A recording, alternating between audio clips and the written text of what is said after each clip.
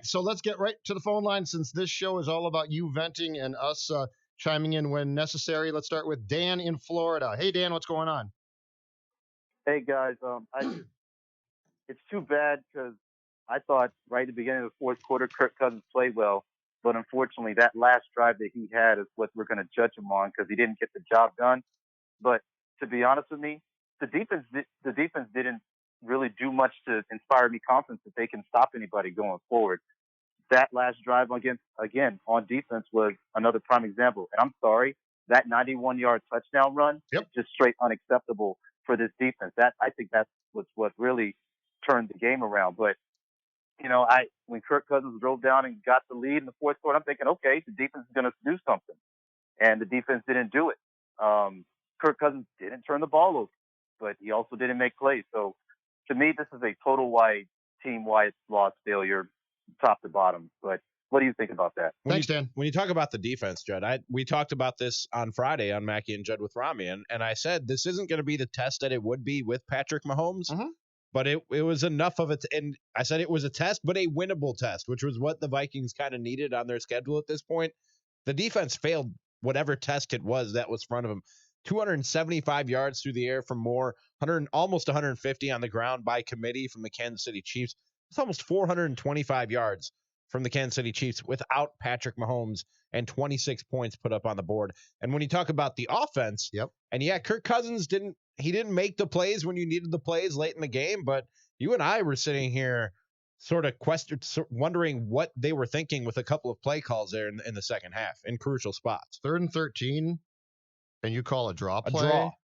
That was Matt Nagy-like. And on first down, you had thrown the ball when you could have and should have been trying to run clock. Very bizarre. Tom, how are you? Hey, I'm doing okay. Correct me if I'm wrong, but isn't this the second quarterback that the Vikings have lost to in the last few years who had been coaching high school football the previous year? I think McCown did that when he was with the Bears a couple years back. It's the defense did not deliver today. I could not believe. I mean, they made a couple great plays, but they just allowed them chunk after yards. It was just guys. Okay, I'm Tom. sorry. I can't. It's gonna be okay, Tom. I can't even get together. Tom, it's going to be okay. Yeah. You need to take a very deep breath. It's going to be. Look, it was. They won 4 consecutive games. They got things right, and yes, there's certainly a lot to dissect from this game. You're not going to say they were due for a stinker, were you? No, but my point is, I don't think it's a stinker.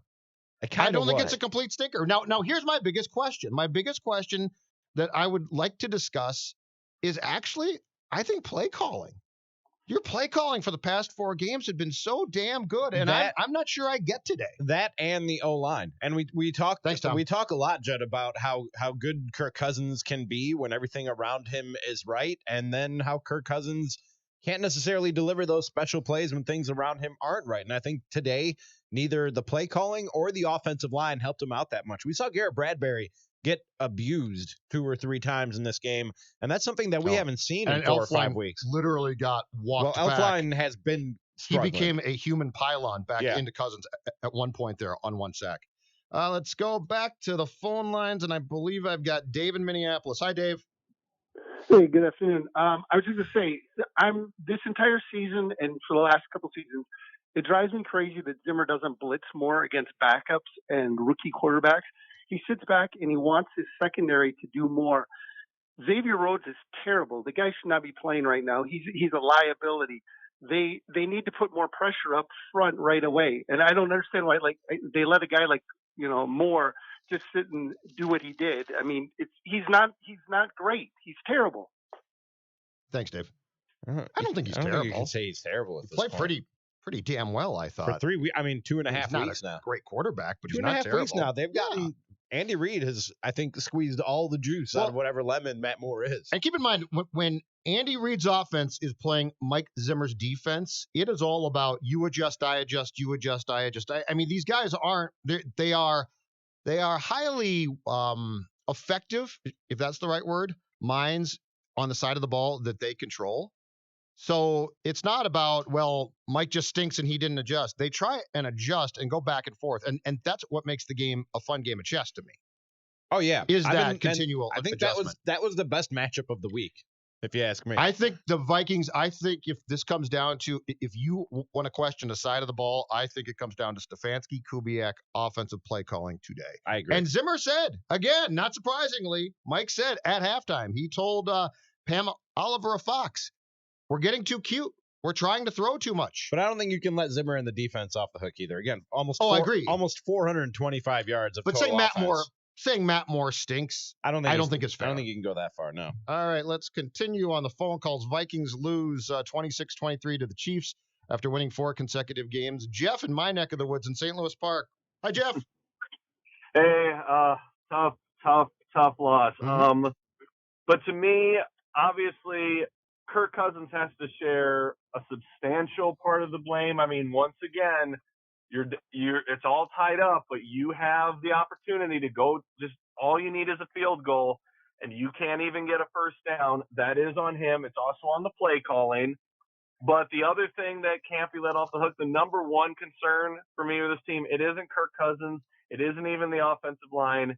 It's the fact that your 2 starting corners, Xavier Rhodes, but I don't want people to let Trey Waynes off the hook. He's been, I think, honestly, worse in this game than Xavier Rhodes. He was terrible. They picked on him more. They picked on Waynes way more today, I thought. I think that's accurate. I get that it's Tyreek Hill, but I mean, Waynes was known for his speed, so I mean, you got to at least win one of those. I mean, so many of those balls were just up for grabs, and then Trey Waynes was just nowhere to be found. Anyway, it's just frustrating because this, once again, it goes into the narrative, well, we can win against teams that aren't very good, and we can win against teams at home, but tough teams on the road, backup quarterback, you failed. You failed. That's all there is to say about it. Thanks, Jeff. And ultimately, that is what it comes down to, Judd. Coming into this game, it was a very winnable game on your schedule, and one that we looked at, I think, before the season started. And if you were doing the whole win-loss thing to predict the Vikings record, I think 90% of people probably put this down as a loss before the season. Patrick Mahomes goes down. Now you're going into Kansas City. And by the way, we talked about what a tough place Kansas City is to play, and it is. But A, plenty of Vikings fans on hand. They definitely showed up. They did their part. And B, I didn't know this coming into this game. Chiefs have lost 3 of their last 4 home games. So it hasn't been. They won their first one and didn't win again until today. It hasn't been an impossible place to win football games. And they lost their MVP quarterback, and you left without a win. That, I mean, when we look back at the end of the season, if this Vikings team misses the playoffs by a game, this will be one that we look back at and say they could have and probably should have won that football game. And that's ultimately what it boils down to. Sam in D.C., you're on Vikings Vent Line. Thanks for taking my call, guys. The frustrating thing to me, and Judd, you mentioned it, I think it's play calling and coaching. I think we all knew that Kansas City had a bad defense, that you could run on them. They had a ton of injuries, 2 offensive linemen out, I believe. And then Andy Reid and Steve Spagnuolo, their defensive coordinator, to their credit, can still figure it out. Like, the Vikings have near perfect health except for Thielen, and they still can't win it. And to me, like, this is emblematic. Like, this team needs nearly everything to go right against a good opponent. Like, the offensive line needs to play perfectly. Kirk can't make any mistakes. The defense needs to be sharp. The kicking game needs to be great in order to get wins.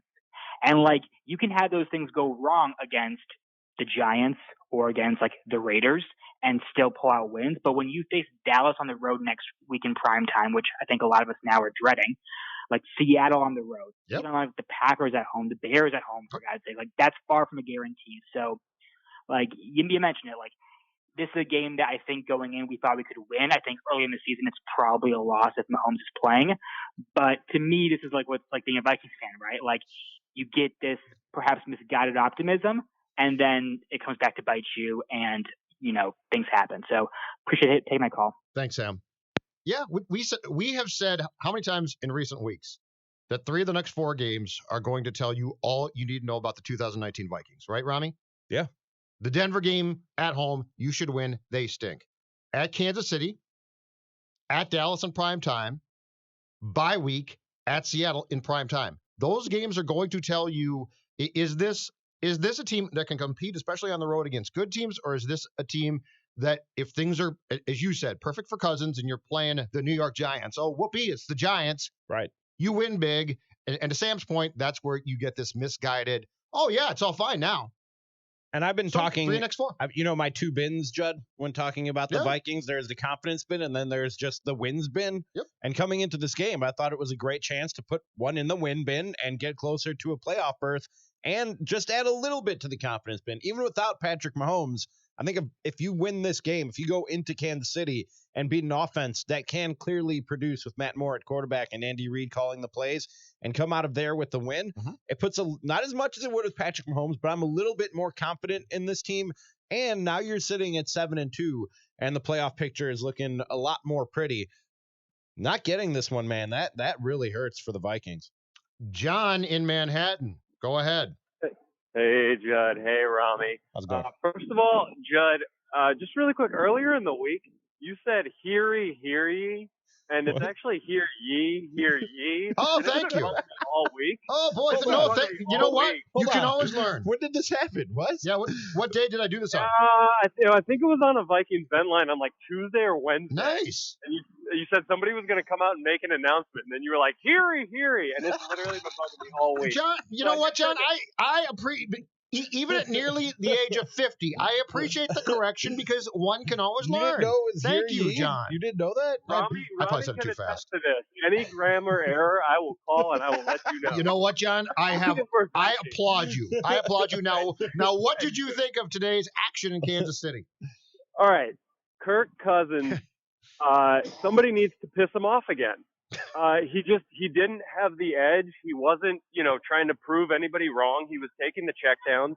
I mean, I think the thing with Treadwell is, you know what? Treadwell caught some balls today, great, but Treadwell is still not a number 1 through a number 6 receiver on any NFL team. And the thing is, Diggs had one catch for 4 yards, or did he get one more by the end of the day? No, I think he finished with 1 catch. I've got it right here. 1 catch for 4 yards. He was targeted 4 times. Right. That you need to target him at least 8.